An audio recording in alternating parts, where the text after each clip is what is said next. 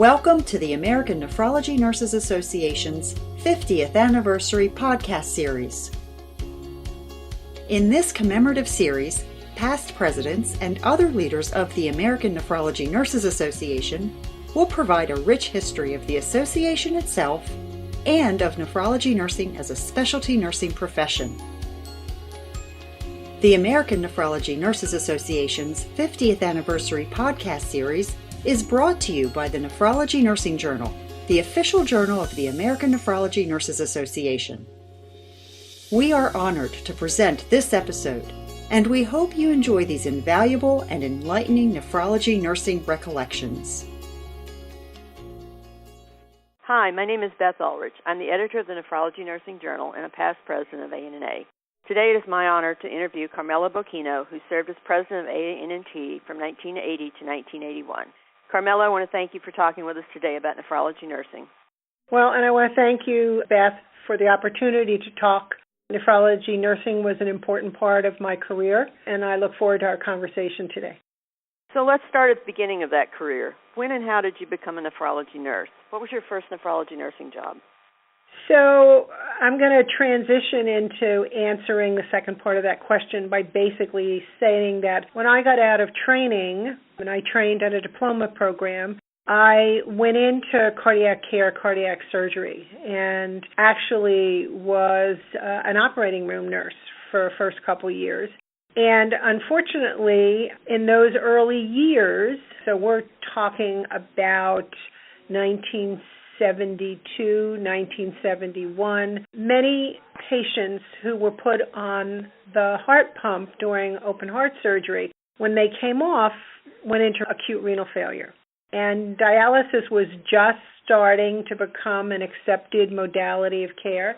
And I was really interested in the patient engagement that I was seeing occurring between the nurses who were caring for the patients who were in acute renal failure and the important role that nursing was playing for those patients. Dialysis was starting as a new therapy with great progress, and so I actually transitioned from cardiac surgery to work in acute dialysis at Mountainside Hospital in Montclair, New Jersey, which is the hospital I actually trained at. So what was nephrology and nephrology nursing in AANT like at the time of your presidency? So let me talk a little bit about each of those separately.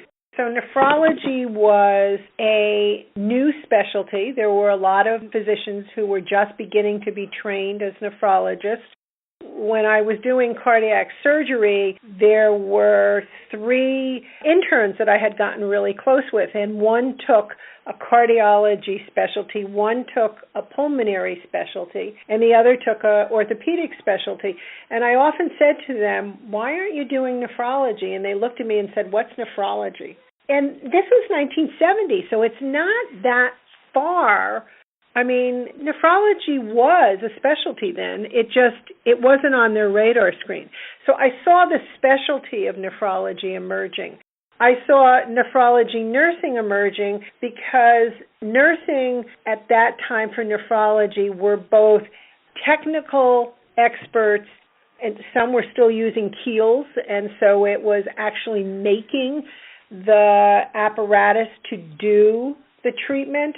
During my tenure over that first year, I saw us transition away from keels to actually more efficient products. But there was this not just nursing aspect of patient care and education, but also this technical skill that you needed to have and needed to learn as part of being a nephrology nurse. And I found that both engaging and exciting. Now to talk a little bit about my presidency. So I served as president in 1980. At the end of 1979 or mid-1979, the association started having problems with its then association management contract and struggled for about 6 months.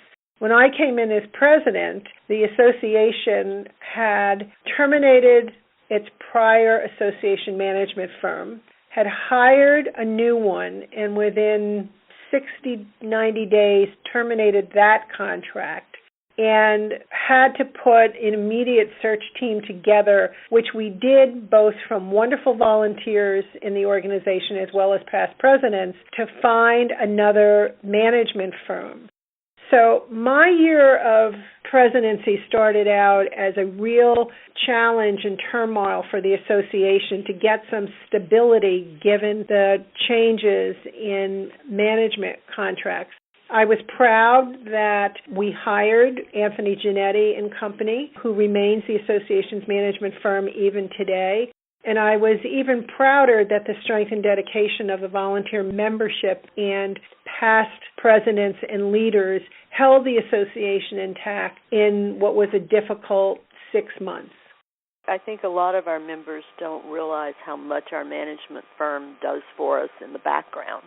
Absolutely. It's important that they have not only an internal infrastructure, but that they have the relationships and the partnerships with many resources and services that improve not only the day-to-day functioning of the association, but also improve the visibility and the establishment of specialty associations. And Jannetti came to us with having some prior experience with specialty nursing organizations, which made that firm very attractive to us.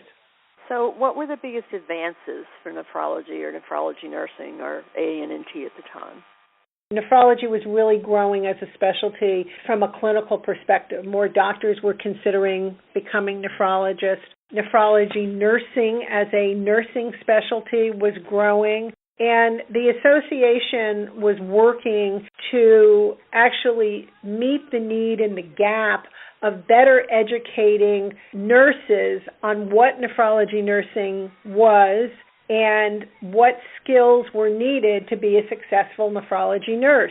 And so the programs that the association ran expanded to regional meetings and basic learning institutes just to introduce nephrology nursing to nurses and provide additional training and education for them. The association at that time wrote its first position paper on the role of the registered nurse in dialysis, because what was also emerging at that period of time was a role of dialysis technicians, which had always been there, but had been there more in a technical role.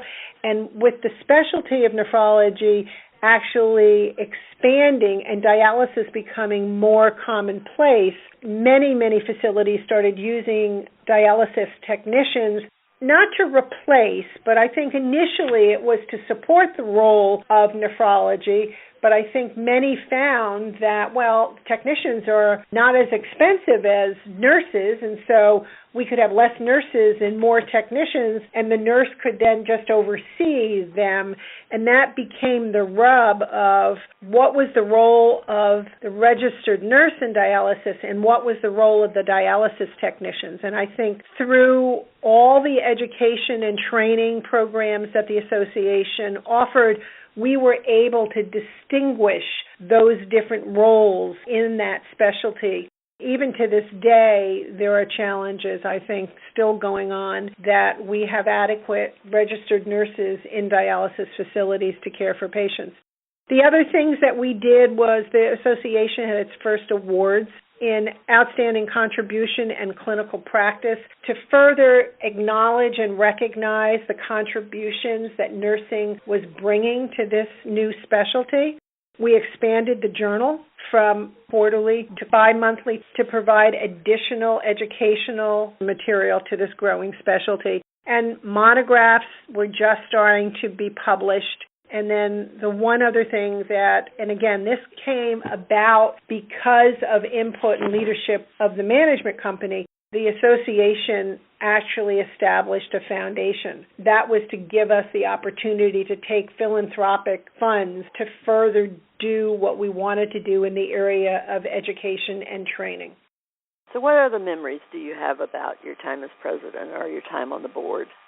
Besides for the pride that I had in volunteers and them being able to stabilize the organization during this challenging time with transitioning through management companies, I think the other thing is that because nephrology was just about to be regulated, Medicare was going to be coming in the next couple years with giving ESRD as an entitlement program, so there was a lot of speculation about new regulations coming out that were going to be in place for dialysis and transplantation. And that brought to mind the fact that nursing needed to have a role in policy development. They needed to have a voice, not only a voice for themselves as specialty in nursing, but a voice for the patients that they cared for, and to make sure that regulations didn't become barriers to good patient care, but rather actually supported and advanced good patient care. And it was based on that belief that I actually sought out and encouraged Nancy Sharp, who succeeded me as president, to become part of the organization. I had known Nancy because of some of the political work that she had been doing with other specialty nurses in Washington, D.C., and I knew the time was right for the association and nephrology as a specialty to become better engaged in the political process. And there wasn't anyone better than, I thought, Nancy, who could lead it for two reasons. One, she knew the political environment. She knew how to navigate it. But secondly, she always believed in the power of nursing and its ability to influence the political process. And I think putting those two things together, Nancy was coming in as president-elect. She and I were able to actually lay down a foundation for health policy workshops, which were going to become a really important part of the association in years to come. I recall you all also setting a reputation for nephrology nurses when you testified or worked with the legislatures of being patient advocates and being the people that the legislative staff could turn to as the people who would tell them what was needed for patients and what needed to be done in the regulations. We were very fortunate at that time, Beth, that Sheila Burke was chief of staff for Senator Bob Dole, who was the majority leader in the Senate. And Sheila was a nurse. Sheila knew Jannetti and company, and Sheila was actually one person I talked to when we were interviewing Tony Jannetti about his ability to take on the organization. Because they had done work with other specialty organizations in the past, the question in my mind was, our organization was a little bit larger than some of the other organizations that he had managed. And Sheila was really helpful, both advising and guiding us. When it came time for the Senate Finance Committee to have a hearing on dialysis and regulations pertaining to dialysis to protect patients, we reached out to Sheila again and said, we want a role for nursing to present to the Finance Committee so that we can present the importance of the registered nurses and the advanced nephrology nurse role in the specialty of dialysis and transplantation. And because of her role as chief of staff to Bob Dole, she was able to open that door for the association to actually testify. I think it's extremely important, particularly in this political hornet's nest of how laws and regulations are made and passed, that nephrology continues to be an active player in the political environment and should find opportunities to testify not only for the federal government, but also because so many states have their own laws and regulations to make sure that they have a voice in the state houses as well. Absolutely agree. So what did you do in your career after completing your term as AANNT president? I think, as you know, I worked as a consultant for the association in the political arena doing advocacy work. And then I expanded my consulting role after leaving the association's role to do political advocacy for community hospitals and other specialty nursing organizations such as the nurse practitioners. And from there, I did that only for about 18 months. And then I decided that consulting work was just not what I wanted to continue to do, and I wanted to do something else. And so I had a long-standing relationship with a wonderful woman by the name of Karen Ignani, who at the time was at AFL-CIO and led all their policy development. Karen was just about to take on a new and exciting role as CEO and president of the Health Insurance Trade Association. And she called me and said, I'm building my team, come and work with me.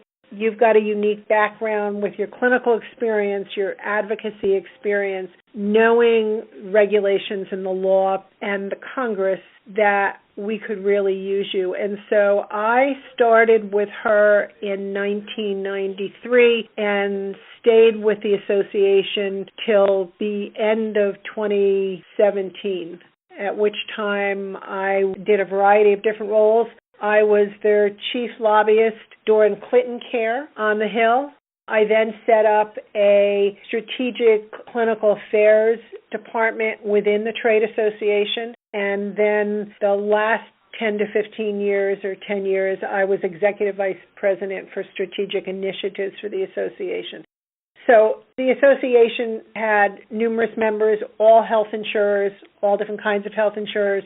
It gave me a very broad perspective, and it gave me a perspective of building on a lot of what I used when I was doing nephrology nursing, but now in a much broader playing field. Absolutely. So before we end, what short message or thought regarding nephrology nursing, past, present, or future, would you like to share with our listeners? I think a couple things.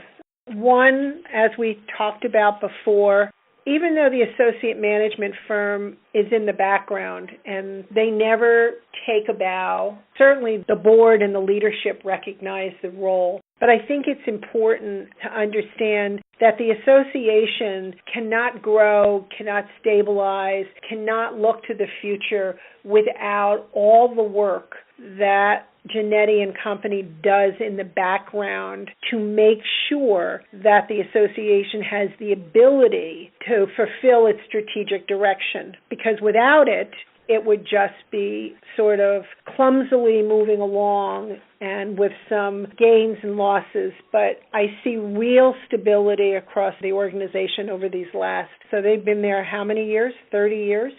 Yeah. 30... Long time. 5 years? Yeah, I think so. 35, 36, maybe this year is 36 years. I also think it's important for every member of the association to recognize the role they have, not only in their day-to-day job, whether it be dialysis, transplantation, research, academia, whatever, however they touch the specialty of nephrology, that it is their energy, their enthusiasm, their progress and dedication to the specialty that makes the organization as vibrant as it is. And they should all pat themselves on the back. And I know the association has gone out of its way to recognize the volunteers because of that. I remember members basically saying, well, I'm just a member. What can I do? What can I offer? There's a lot. You don't have to be a leader. You don't have to serve on the board, but you still have a voice, and that voice allows you to promote the specialty in your own little environment, in your own little world, and that's important. I think memory-wise, some of my greatest nursing experiences were working with patients and family on home dialysis, teaching them, helping them through the anxiety of having to do dialysis at home without a clinical environment protecting them. And I learned so much from them about human behavior and the ability to progress through adversity, and was saddened by all the losses that I saw because we couldn't save everybody, and many of them succumbed to their disease. I think their humor, the humor that we all share as clinicians, that we do need to share as clinicians, is going to strengthen us through all the difficult times. And nephrology nursing, even though I moved on to a broader sphere in my career of general, health insurance and a variety of different things, nephrology nursing always served as a good foundation for me to do all the other work.